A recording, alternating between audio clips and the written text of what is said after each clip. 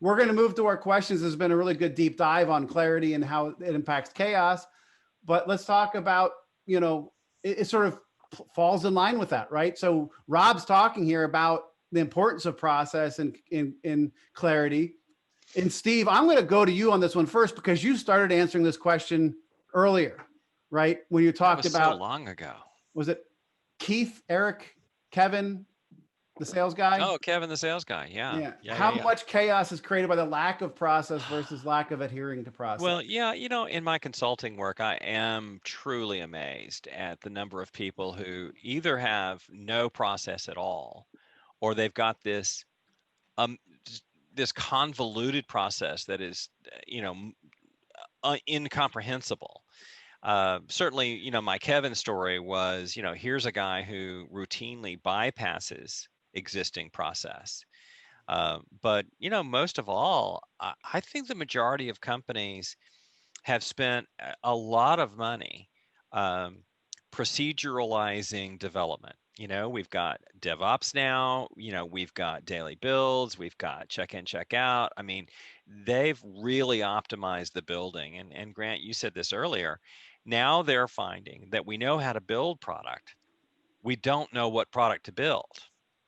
And a lot of internal IT folks are coming to me and saying, hey, we need to adopt product management even in internal IT because products never die. I mean, if you you build something, there's always enhancement requests. Even if you install a third party product, the project never dies. And so a lot of companies are embracing that product management thing. But then they say, okay, well, what's the product management process? And I show them, what typically happens is people say, well, let's build this perfect process, where everyone is a good actor and information is comprehensive and nobody breaks the rules and it's convoluted and ridiculous and, like grounded in democracy, everybody gets a vote. You're on mute. Is that from Lake Wobegon? Right. Everyone's kids are above average. So anyway, in my work, what I'm seeing is an absolute lack of process. So that was a long answer to get to a definitive point. I'm gonna bypass Rob because he just talked a whole bunch about the importance of process, and they're in the front stage of rolling those things out. Jason, talk to me about adherence of process. So I like process as an outline because it gives you something to go back to when you get kind of lost in the woods. Mm-hmm. But I do not like it as a replacement for kind of intelligence. And so, good point. Yeah, I mean, at some point you can't AI your way out of product management. There is a bit of gut, there's a bit of intuition, and a lot of those things are not going to be outlined inside of process. And so then I think that's kind of where you're going, Steve, with some of this kind of outside the bell curve areas is like, how do we handle those kind of components? And that is the art of the product manager. It's not like you can't just create a robot of product managers who all have the same capability to do the same thing. I completely agree that it's a core baseline. We can't be too prescriptive on step 1, step 2, step 3, step 3A, step 3B, step 3C, right?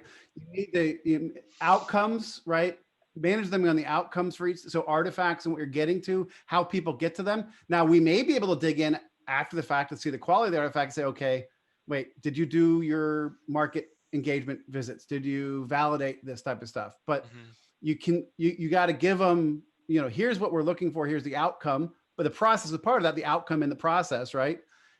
But give them the freedom to apply some of their own capabilities to that. Yeah, Rob, any quick comments? Yeah, the only thing.